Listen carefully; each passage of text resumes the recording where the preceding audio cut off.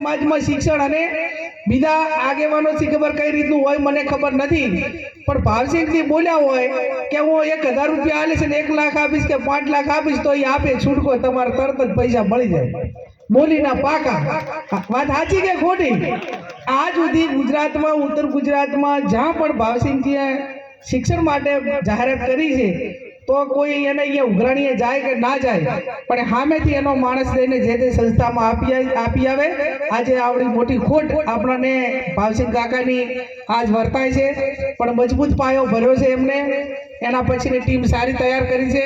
આ લવિંગથી અમે બધા ગામડે ગામડે લવિંગથી ફર્યા તારા બોર્ડિંગ તૈયાર થઈ છે, અને સૌથી મોટું યોગદાન એ ટાઈમે આ બધા આગેવાનોનું હતું, અને આગેવાનોનું હતું એટલા માટે આજે આ બિલ્ડિંગ તૈયાર કર્યું। દીકરાઓની હોસ્ટેલ ગ્રાન્ટેડ છે।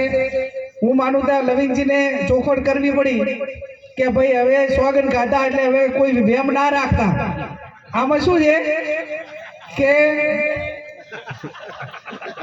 ભાઈ આમાં કરતા હોય ને એનું કોઈ કામ કરે ને એની કદર કરો, અને આમાં કાંઈ લઈ લેવાનું છે કે ખાઈ જાય લવિંગથી થોડુંક બાકી રાખ્યું, શું માહિતી ઈટું કાઢીને ખાઈ જાય, શું ખાધું એમ। અને કદાચ કોઈ કારણોસર તમને એવું લાગતું હોય તો 5-25 જણા બેસો કે ભાઈ તમારે આમાં શું છે એમ।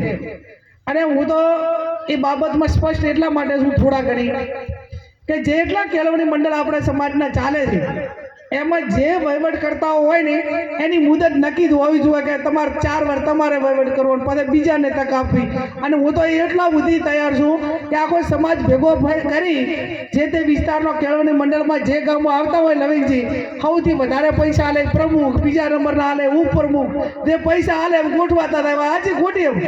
અને પછી કાંઈ એને કોને રાખ્યો કોને ના રાખ્યો, કયા વિસ્તારનો રાખ્યો ના રાખ્યો, આ એક વચ્ચેનો જે ભેદભાવ છે